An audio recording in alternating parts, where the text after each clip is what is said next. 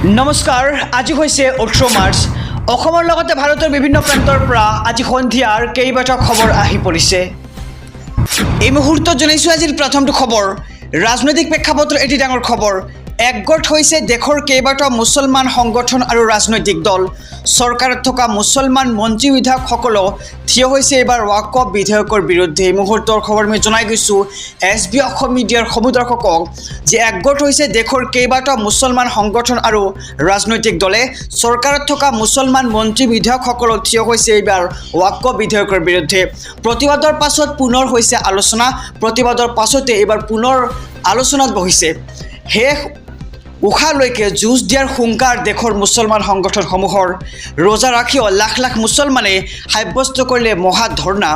যন্তৰ মন্ত্ৰত উত্তৰ প্ৰতিবাদ কৰিলে কেইবাটাও মুছলমান সংগঠন আৰু ৰাজনৈতিক দলে। চৰকাৰত থকা মুছলমান মন্ত্ৰী বিধায়কসকলো থিয় হৈছে এইবাৰ ৱাকফ বিধেয়কৰ বিৰুদ্ধে। ইফালে সমাজবাদী পাৰ্টি TMC, শিৱসেনা, উদ্ধৱ ঠাকুৰে কোট, লগতে RJD, ঝাৰখণ্ড মুক্তি মৰ্চা, DMK, অকালি দল আৰু MIM, NPC আৰু লগতে UIML, লগতে জমিয়ত উলামা হিন্দ, জামাত ইছলামী হাদিছ, লগতে চিয়া ৱাকফ বোৰ্ড। চৰকাৰত থকা মুছলমান মন্ত্ৰী বিধায়ক থিয় হৈছে এইবাৰ ৱাকফ বিধেয়কৰ বিৰুদ্ধে। লগতে চৰকাৰৰ সিদ্ধান্তৰ বিৰুদ্ধে থিয় হৈছে চৰকাৰৰ মুছলমান মন্ত্ৰীসকল। আৰু এতিয়া হৰঠেকত পৰিছে মোদী চৰকাৰ। সিদ্ধান্ত সলনি কৰিবলৈ হেঁচা প্ৰয়োগ মুছলমান মন্ত্ৰীসকলৰ। জমিয়ত উলামা হিন্দ আৰু AIMPLBয়ে অনাবৰতে কৰি আছে আলোচনা। এই মুহূৰ্তত জনাইছোঁ আজিৰ দ্বিতীয় নম্বৰ খবৰটো। অহা মে' মাহত ঘোষণা কৰা হ'ব গ্ৰেজুৱেট শিক্ষক পৰীক্ষাৰ ফলাফল আৰু 10 অক্টোবৰত 5,500 শিক্ষকৰ নিযুক্তি দিয়া হ'ব। এই মুহূৰ্তৰ খবৰ জনাই গৈছোঁ আমাৰ সমূদৰ্শকক যে মে' মাহত ঘোষণা কৰা হ'ব গ্ৰেজুৱেট শিক্ষক পৰীক্ষাৰ ফলাফল। গ্ৰেজুৱেট আৰু পষ্ট গ্ৰেজুৱেট শিক্ষকৰ পৰীক্ষা দিয়াসকলৰ বাবে আহি পৰিছে ভাল খবৰ। মে' মাহৰ প্ৰথম সপ্তাহত পষ্ট গ্ৰেজুৱেট আৰু 9,075টা গ্ৰেজুৱেট শিক্ষক পদৰ পৰীক্ষাৰ ফলাফল ঘোষণা কৰিব ছেবাই। ইয়াৰ পিছত হ'ব ডকুমেণ্ট ভেৰিফিকেশ্যনৰ প্ৰক্ৰিয়া আৰু 10 অক্টোবৰত হ'ব নিযুক্তি। 5,500 শিক্ষকৰ নিযুক্তি হ'ব অহা 10 অক্টোবৰ তাৰিখে। আৰু মুখ্যমন্ত্ৰী ডক্টৰ হিমন্ত বিশ্ব শৰ্মাই এই সন্দৰ্ভত কৰিছে এক বৃহৎ ঘোষণা যে মে' মাহত ঘোষণা কৰা হ'ব গ্ৰেজুৱেট শিক্ষক পৰীক্ষাৰ ফলাফল। গ্ৰেজুৱেট আৰু পষ্ট গ্ৰেজুৱেট শিক্ষকৰ পৰীক্ষা দিয়াসকলৰ বাবে আহি পৰিছে এক ভাল খবৰ। মে' মাহৰ প্ৰথম সপ্তাহত পষ্ট গ্ৰেজুৱেট আৰু 9,075টা গ্ৰেজুৱেট শিক্ষকৰ পদৰ পৰীক্ষাৰ ফলাফল ঘোষণা কৰিব ছেবাই। আহিছোঁ পৰৱৰ্তী খবৰৰ মাজলৈ। মেট্ৰিকৰ পৰীক্ষাৰ্থীৰ বাবে আহি পৰিছে সুখবৰ। সমাজ অধ্যয়নৰ পৰীক্ষাত পাব অতিৰিক্ত নম্বৰ। এই মুহূৰ্তৰ খবৰ মই জনাইছোঁ আমাৰ সমূদৰ্শকক যে মেট্ৰিক পৰীক্ষাক লৈ ৰাজ্যৰ মুখ্যমন্ত্ৰী ডক্টৰ হিমন্ত বিশ্ব শৰ্মাই কৰিছে ডাঙৰ ঘোষণা। যিহেতু সমাজ অধ্যয়নৰ প্ৰশ্নকাকতখন অলপ টান আহিছিল আৰু প্ৰশ্নৰ আৰ্হি সলনি কৰাৰ বিপৰীতে এই টান অহা বুলি এতিয়া জানিব পৰা গৈছে। আৰু ইয়াক লৈ ৰাজ্যৰ মুখ্যমন্ত্ৰী ডক্টৰ হিমন্ত বিশ্ব শৰ্মাই মেট্ৰিক পৰীক্ষা দিয়া লাখ লাখ শিক্ষাৰ্থীক দিলে ভাল খবৰ। আমি খবৰটো জনাইছোঁ আমাৰ সমূদৰ্শকক যে ৰাজ্যৰ লাখ লাখ মেট্ৰিক পৰীক্ষাৰ্থীৰ বাবে আহি পৰিছে ডাঙৰ খবৰ। সমাজ অধ্যয়নৰ প্ৰশ্নকাকতত দিয়া হ'ব অতিৰিক্ত নম্বৰ আৰু এই নম্বৰ দি সকলোকে পাছ কৰাই দিয়াৰ প্ৰতিশ্ৰুতি দিছে মুখ্যমন্ত্ৰীগৰাকীয়ে। আৰু ছেবাৰ সৈতে ইতিমধ্যে আলোচনা হৈছে চৰকাৰৰ। সমাজ অধ্যয়নৰ প্ৰশ্নকাকত জটিল হোৱাৰ অভিযোগ লাভ কৰিছিল শিক্ষা বিভাগে। ইয়াৰ পিছতেই চৰকাৰৰ শিক্ষা বিভাগৰ ডাঙৰ সিদ্ধান্ত। প্ৰতিগৰাকী শিক্ষাৰ্থীকে সমাজ অধ্যয়ন বিষয়ত দিয়া হ'ব অতিৰিক্ত নম্বৰ। আৰু মুখ্যমন্ত্ৰী ডক্টৰ হিমন্ত বিশ্ব শৰ্মাই কৰিলে এই সন্দৰ্ভত এক ডাঙৰ ঘোষণা।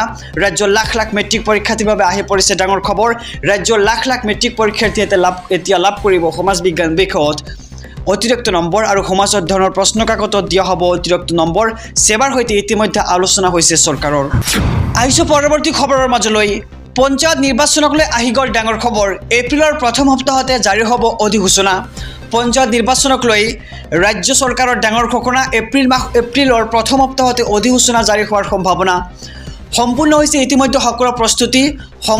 সময়ত পঞ্চায়ত নিৰ্বাচন নহ'লে আঁচনি ধন মুকলি হোৱাত হ'ব অসুবিধা। আৰু সময়ত পঞ্চায়ত নিৰ্বাচন নহ'লে যিহেতু আঁচনি ধন মুকলি হোৱাত অসুবিধাৰ সন্মুখীন হয়, সেয়েহে এপ্ৰিলৰ প্ৰথম সপ্তাহতে জাৰি হ'ব পঞ্চায়ত নিৰ্বাচনৰ অধিসূচনা।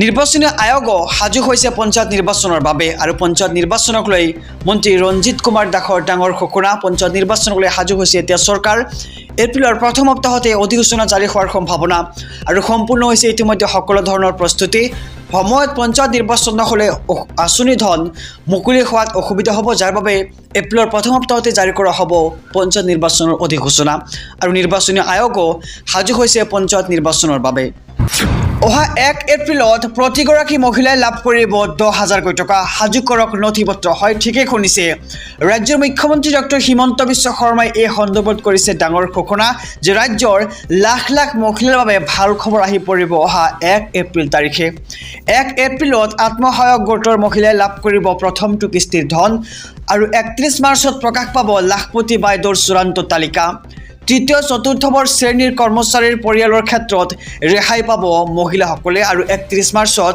নিৰ্দিষ্ট পৰ্টেলত প্ৰকাশ পাব চূড়ান্ত তালিকা চাৰিচকীয়া বাহন থকা পৰিয়ালৰ মহিলাই লাভ নকৰে এই আঁচনিৰ ধন কোনে কোনে লাভ নকৰিব আৰু কোনে কোনে লাভ কৰিব লাখপতি বাইদেউৰ ধন আমি সবিশেষ জনাইছোঁ এছবি অসম মিডিয়াৰ সমুদৰ্শকক চাৰিচকীয়া বাহন থকা পৰিয়ালৰ মহিলাই লাভ নকৰে এই আঁচনিৰ ধন লগতে চৰকাৰী চাকৰি থকা পৰিয়ালৰ মহিলাও বাদ পৰিব এই আঁচনিৰ পৰা বাছ ট্ৰেক্টৰ যদি ঘৰত থাকে তেন্তে তেওঁলোকে নাপাব লাখপতি বাইদেউ আঁচনিৰ ধন প্ৰায় 26 লাখ মহিলাই লাভ কৰিব উদ্যমিতা আঁচনিৰ ধন আৰু অহা 1 এপ্ৰিলত বিহালী সমষ্টিৰ পৰা আৰম্ভ হ'ব লাখপতি বাইদেউ আঁচনি ধনৰ বিতৰণ আৰু মুখ্যমন্ত্ৰী ডক্টৰ হিমন্ত বিশ্ব শৰ্মাই এই সন্দৰ্ভত কৰিছে ডাঙৰ ঘোষণা যে ৰাজ্যৰ লাখ লাখ মহিলাৰ বাবে 1 এপ্ৰিল তাৰিখে আহি পৰিব ভাল খবৰ 1 এপ্ৰিলত আত্মসহায়ক গোটৰ মহিলাই লাভ কৰিব লাখপতি বাইদেউ আঁচনিৰ প্ৰথমটো কিস্তিৰ ধন আৰু 31 মাৰ্চত প্ৰকাশ পাব লাখপতি বাইদেউ আঁচনিৰ চূড়ান্ত তালিকা আইছো আন এক খবৰৰ মাজলৈ হাজাৰ হাজাৰ মুছলমান প্ৰতিবাদকাৰীৰ মাজত এতিয়া সাংসদ গৌৰৱ গগৈ দিল্লীত হাজাৰ হাজাৰ মুছলমান প্ৰতিবাদকাৰীৰ মাজত গৌৰৱ গগৈ প্ৰতিবাদস্থলীৰ পৰাই চৰকাৰক হুংকাৰ যোৰহাটৰ সাংসদগৰাকীৰ ৱাকফ সংশোধনী বিধেয়কৰ বিৰোধিতা এইবাৰ গৌৰৱ গগৈৰ ভাতৃত্ববোধৰ আদৰ্শৰে চলিব দেশ এই ডাঙৰ মন্তব্য সাংসদ গৌৰৱ গগৈ তেওঁ মন্তব্য কৰিছে যে ভাতৃত্ববোধেৰে এইবাৰ চলিব আমাৰ দেশ আন ধৰ্মক সন্মান কৰিব লাগে বুলি সকলো ধৰ্মই শিকায় মুছলমানৰ সমৰ্থন নিবিচাৰাকৈ আইন আনিব বিচাৰিছে বিজেপি চৰকাৰে আৰু মুছলমানৰ সমৰ্থন নিবিচাৰাকৈ আইন আনিব বিচাৰিছে এতিয়া বিজেপি চৰকাৰে দিল্লীত হাজাৰ হাজাৰ মুছলমান প্ৰতিবাদকাৰীৰ মাজত গৌৰৱ গগৈ উপস্থিত হৈ এনেদৰে এতিয়া মন্তব্য প্ৰকাশ কৰিছে যে প্ৰতিবাদস্থলীৰ পৰাই চৰকাৰক হুংকাৰ যোৰহাটৰ গৌৰৱ গগৈৰ যোৰহাটৰ সাংসদ গৌৰৱ গগৈ এনেদৰে এতিয়া মন্তব্য কৰা দেখা গৈছে যে ৱাকফ সংশোধনী বিধেয়কৰ বিৰোধিতা গৌৰৱ গগৈৰ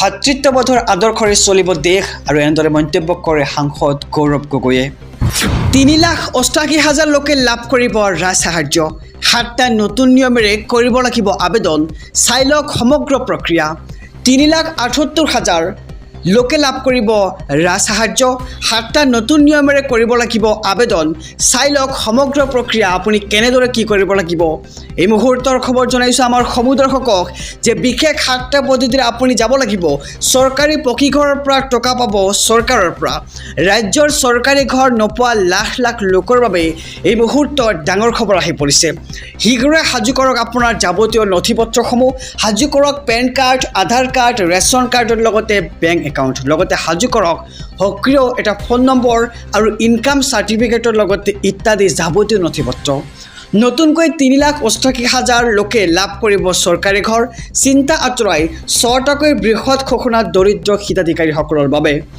আৰু কোনে কোনে লাভ কৰিব চৰকাৰী পকী ঘৰ আমি সবিশেষ জনাই যাম এছবি অসম মিডিয়াৰ সমুদৰ্শকক এই 7টা পদ্ধতিৰে আপুনি চৰকাৰী ঘৰ ল'বৰ বাবে যাব লাগিব প্ৰথমতে আপুনি যদি ঘৰ পোৱা নাই এখন মাত্ৰ ফটো তুলি আপুনি লাভ কৰিব চৰকাৰী পকী ঘৰ দ্বিতীয়তে মোবাইলৰ পৰা এখন ফটো আৰু আধাৰ কাৰ্ড থাকিলেই মোবাইলৰ এখন ফটো আৰু আধাৰ কাৰ্ড থাকিলে আপুনি লাভ কৰিব বিনামূলীয়া চৰকাৰী পকী ঘৰ তৃতীয়তে আধাৰ নম্বৰৰ জৰিয়তে PM আৱাস যোজনাৰ পৰ্টেলত আপুনি কৰিব লাগিব প্ৰথমে আবেদন চতুৰ্থতে 15,000 টকা মাহিলী আয় হ'লেও আপুনি লাভ কৰিবলৈ সক্ষম হ'ব চৰকাৰী বিনামূলীয়া পকী ঘৰ পঞ্চমতে দুচকীয়া বাহন থাকিলেও আপুনি লাভ কৰিব বিনামূলীয়া ঘৰ।